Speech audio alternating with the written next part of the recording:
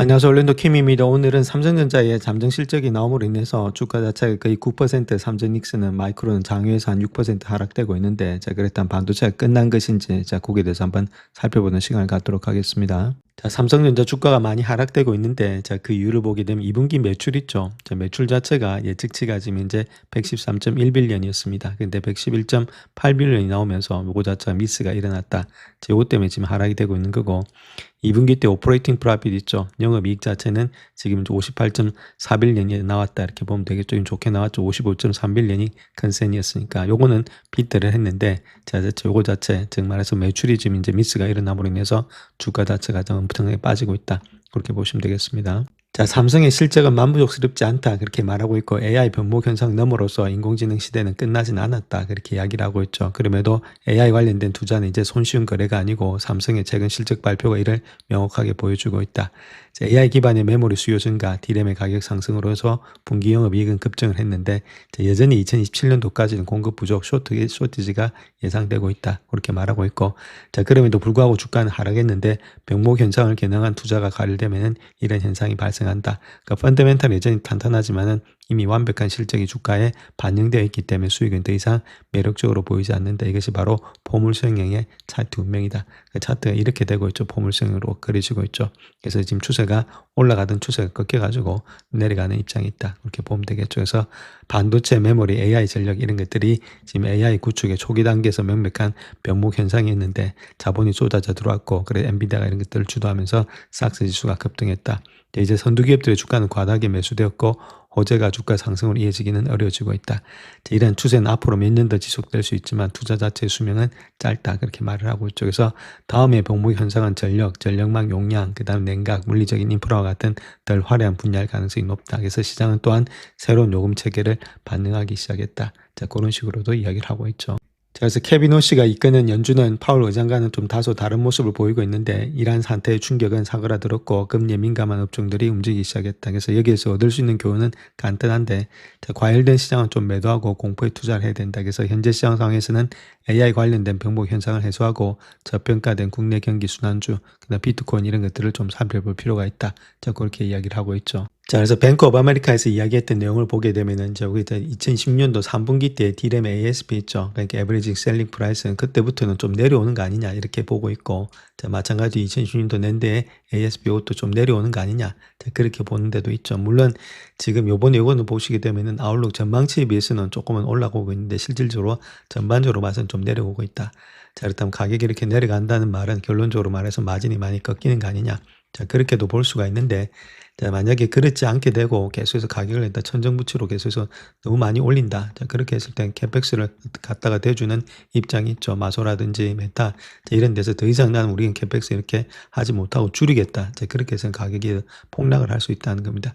자, 그런 것들을 막기 위해서 자, 어느 정도의 지금 이제 가격의 결정을 갖다 약간씩 낮추고 있는 거 아니겠는가. 자, 그렇게도 볼 수 있겠죠. 그런 가운데 때문에 일반적으로 자, 이렇게 됐을 때는 약간의 일단 흔들림은 있겠지만은 결론적으로 나중에 봤을 때 캐펙스 증가가 계속해서 되고 있는 한 주가 자체가 그렇게 뭉개지진 않을 것으로 보여지고 있다. 이렇게 말씀을 드립니다. 자, 그래서 삼성전자 같은 경우는 이제 이렇게 된다는 거죠. 이런 식으로 일단 포물선을 그린다 이렇게 보면 되겠습니다. 주가 자체가 많이 올라왔다가 이제 좀 추세 자체가 이제 변환이 되고 있죠. 상승의 추세가 이제 꺾여서 하락의 추세로 좀 변환되는 그런 모양이 있는 것이 현재 삼성전자다. 자, 그런 식으로 이야기를 하고 있습니다. 자, 다음 요 그래프를 하나 보시게 되면 블룸버그에서 이야기했던 내용인데, 이제 메모리 쇼티지 있죠. 요거 자체가 영원하진 않다. 그 이야기를 하면서 2010년도 2분기 때가 여기가 일단은 지금 이제 피크다 이렇게 말하고 있고, 그다음부터 이렇게 쇼티지 된 것은 이제부터는 사라진다. 제가 그 이야기를 하고 있죠. 자, 그런 가운데 있기 때문에 이제부터의 쇼티지는 없고, 그럼 여기가 주가가 이제 완전히 이제부터는 곤두박질 친다. 그래서 대세 하락이 온다. 자, 그 이야기를 하고 있습니다. 더 이상의 쇼티지는 없으니까. 자, 그때 이 말이 맞는지, 자, 거기에 대해서 한번 살펴보겠습니다. 자, 그래서 볼룸버그 인텔리전스에서 이야기했던 내용이 메모리 부족 현상이 2010년도 2분기에 정점을 찍고, 근데 2010년도 하반기, 2017년도 상반기에는 빠르게 완화된다. 그래서 2018년도에는 공급 과잉에 빠질 수 있다. 그렇게 말을 하고 있죠. 실질적으로 근데 반도체 공장의 건설 일정을 살펴보게 되면은 블룸버그의 공급 과잉 전망이 얼마나 허술한지를 알 수 있다. 그렇게 말하고 있고, 그래서 차트를 한번 볼 건데, 자, 마이크론, 삼성, SK 하이닉스가 계획 중인 주요 신규 공장들을 모두 보여주고 있는데, 그 중에 어느 곳도 아무리 빨라도 2027년도 말 이전에는 의미 있는 웨이퍼 생산을 시작할 수 없다는 겁니다. 대부분은 2028년도, 2019년도에 완공될 예정에 있고 뉴욕 공장은 2030년도, SK 하이닉스의 주력 공장은 용인 공장은 2017년도가 되어서야 클린룸 건설을 시작할 예정이다. 그것도 건설 단계이지 생산 단계가 아니라는 것들. 일단 블룸버그는 자본 지출의 증가를 보고 공급이 곧 돌아올 것이라고 가정하고 있는데 이는 완전히 잘못된 판단이다. 자, 그렇게 보시면 되겠죠. 자, 그래서 JP모건의 실제 분석에 따르게 되면 메모리 산업의 자본 지출 캐펙스는 2027년도까지는 74% 급증해서 1,440억 달러에 달할 것으로 예상이 되고 있는데 HBM의 칩 면적의 감소라든지 공정 단계의 증가, 12개월 이상이 소요되는 장비 리드 타임으로 인해서 실제로 공급의 증가는 약 13%에 그칠 것으로 전망이 되고 있고 이 산업에서는 물리적인 한계 때문에 투자만으로는 빠른 공급의 증대를 기대할 수는 없다. 그렇게 말하고 있죠. 그래서 2027년도 말까지 HBM의 수요의 약 60%만 충족할 것으로 예상이 되고 있고 공급 부족을 해소하려면 업계가 매년 12%의 생산량을 늘려야 된다. 자, 그런데 카운트 포인트 입장에서 본다면 실제로 성장률이 7.5%에 가까울 것으로 전망되기 때문에 블룸버그 모델이 완전히 관과한 점 자체를 본다면 공급이 증가하는 동안 수요가 정체되어 있지 않다는 것이다. 이렇게 말하고 있죠. 그래서 공급만 계속해서 증가되고 수요가 가만히 있으면은 아무래도 공급이 따라올 수 있는데 수요도 계속해서 증가되고 있으니까 쇼티지가 계속해서 나오고 있다. 자, 그 이야기를 하고 있는 거죠. 자, 또한 토큰 소비량이 2030년도까지 40배 증가할 것으로 예상이 되고 있고 새로운 엔비디아 GPU 세대가 출시될 때마다 더 많은 HBM이 필요하다. 그래서 HBM5가 이미 공개되었지만은 HBM3E는 여전히 공급 부족 상태다. 각 세대는 더 많은 다이를 적층하고 더 많은 웨이프 면적을 소비해서 공급 부족 현상을 심화시키고 있다. 그래서 2028년도에 과잉 공급의 가설은 전 세계 모든 하이퍼스케일러가 역사상 최대 규모의 인프라 구축을 진행하는 시점에서 AI 수요가 정체될 것이란 전제에 기반하고 있다. 그래서 구글, 아마존, 마소, 메타 이런 것들이 총체적인 수천억 달러에 달하는 자본 지출을 투입했고 그 중에 대부분이 메모리 관련된 투자다. 자, 그렇게 이야기를 하고 있죠. 쉽게 일단 쇼티지가 끝나지 않는다. 자, 그렇게 보시면 되겠습니다. 자, 그렇다면 가장 중요한 것이 2028년도를 일단 예측하면서 마이크론, 삼성, SK 하이닉스의 메가팩이 있죠. 요거 자체 지금 이제 캐퍼시티, 그러니까 시설 정산이 언제부터 되느냐. 자, 그게 중요하겠죠. 타임라인을 보게 되면은 마이크론 같은 경우에는 재팬에 지금 히로시마, 싱가포르 뭐 이런 게도 있고 미국의 아이다도 있죠. 요런 데 본다 하더라도 이퀴먼트에 인스톨 하는 데만 해도 2028년도 2분기부터입니다. 히로시마에. 자, 그만큼 늦다는 거죠. 아직까지도 갈 길이 많이 남았다.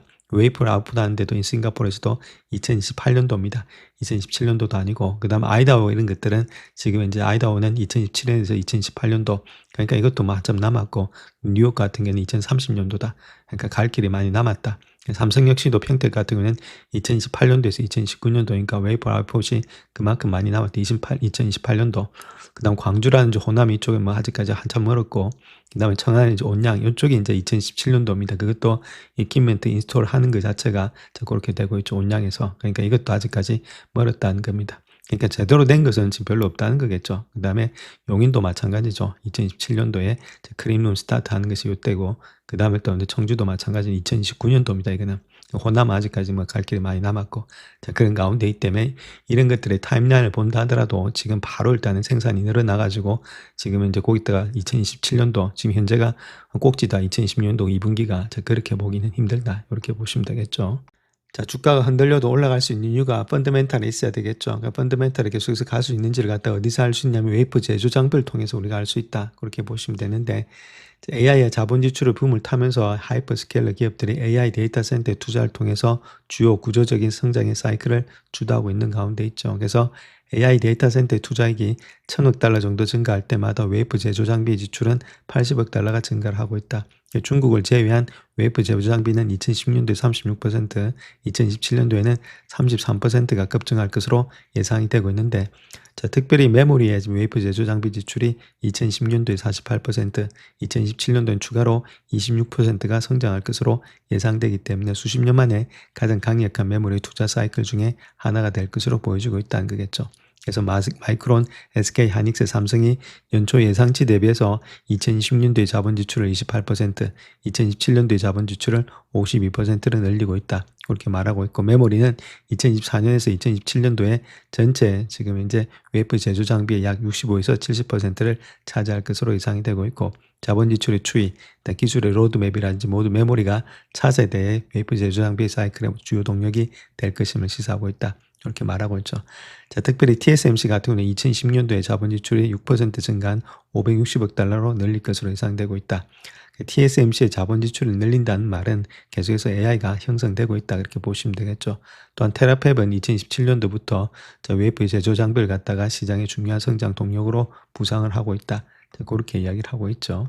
자, 그래서 이러한 투자의 지금 상당 부분은 3나노 미만의 공정 기술로의 지속적인 전환과 관련돼 있다. 3나노 미만이란 말은 AI과 관련돼 있다. 그 이야기를 하고 있습니다. 거기다가 TSMC에서 계속해서 지금 현재 자본 지출을 증가시키고 있다는 말은 AI가 계속해서 향상이 되고 있다는 말이 지금 줄어들었다. 시장이 끝났다. 그 말을 하고 있는 건 아니죠. 그렇기 때문에 계속해서 갈 수 있다는 그 이야기가 되고 있고, 이런 것들이 미사화된 형상, 이런 것들이 더 정밀한 핵심 지수, 향상된 공정 제어, 그리고 더 많은 패터닝 단계를 통해서 공정의 복잡성을 크게 증가시키고 있다. 그래서 램 리서치에 따르게 되면 AI 데이터 센터의 투자액이 1,000억 달러 증가할 때마다 지금 이제 웨이프 제조 장비 이런 것들은 80억 달러가 증가된다. 특히 시각 정책 부분이 가장 큰 영향을 받을 것으로 예상이 되고 있다. 자, 그렇게 이야기를 하고 있습니다. 자, 먼저 일단 캐펙스에 대해서 한번 보겠습니다. 캐펙스 같은 경우에서도 계속해서 늘어난다는 이야기입니다. 하이퍼스케일러 캐펙스가 75%가 증가된다. 2010년도, 2017년도에는 11%가 증가된다. 그 이야기를 하고 있죠. 그래서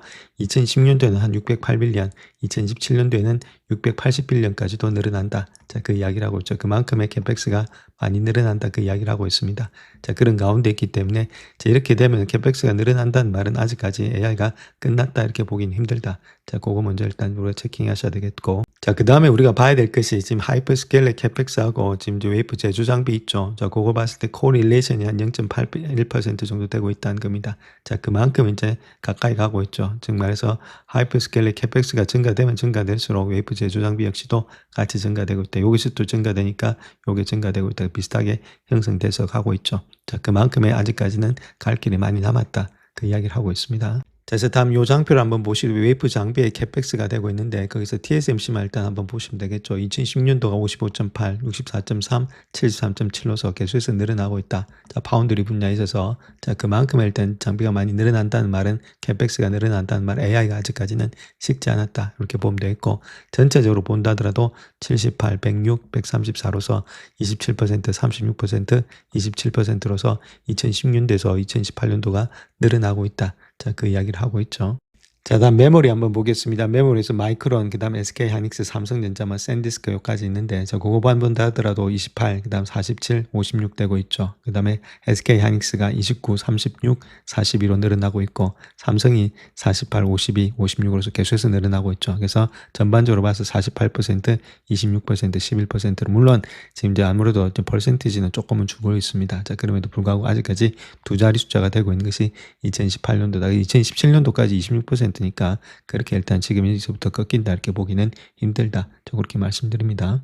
자, 그래서 웨이프 장비 지출 있죠. 이거 자체 성장이 36%, 33%로서 2010년도, 2017년도에도 계속해서 늘어난다 이렇게 보면 되겠죠. 자, 그 다음에 여기 캐펙스가 이거 웨이프 장비 지출의 캐펙스가 이거 파란 거고, 이거는 일단 차이나를 제외한 것들 있죠. 거기서도 많이 늘어난다는 겁니다. 계속해서 이렇게 늘어난다는 말은 아직까지 AI가 식지 않았다. 자, 그것을 우리가 알 수가 있다 이렇게 보시면 되겠죠. 자, 그래서 노무라에서 밝힌 자료 한번 볼 것 같으면 AI 데이터 센터의 캐펙스 있죠. 이거 자체가 2030까지는 아마 3T까지도 간다 이렇게 말하고 있는데 2017년도가 1.2, 그 다음 1.9, 2.6으로서 계속해서 늘어날 수밖에 없는 그런 구조를 가지고 있다. 이렇게 이야기를 하고 있죠. 그렇기 때문에 지금이 888인데 아무래도 계속해서 늘어날 가능성이 많이 있다. 그래서 AI야 지금 데이터 센터의 캐펙스가 죽지 않는 한 이거 자체가 완전히 죽었다 이렇게 보기는 힘든 모양이 있으니까 주가가 올라와서 이렇게 변동이 칠 때 우리가 일단 계속해서 길게 보시면서 들고 가는 전략이 또 필요하겠고 또 많이 출렁거리면서 너무 많이 내려왔을 때는 약간씩의 분할 매수도 필요할 때가 아니겠는가.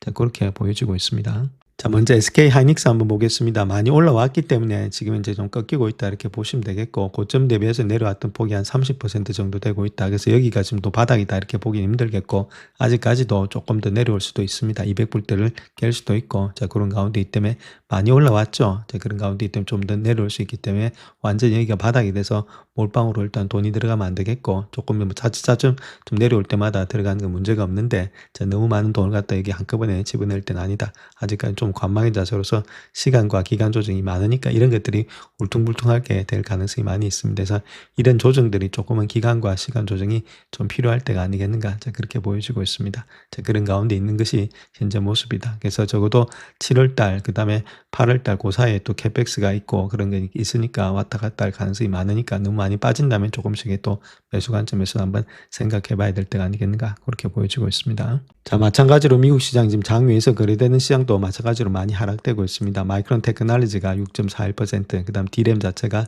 7.68% 하락되고 있고, 샌디스크가 6.56% 엄청나게 하락이 되고 있죠.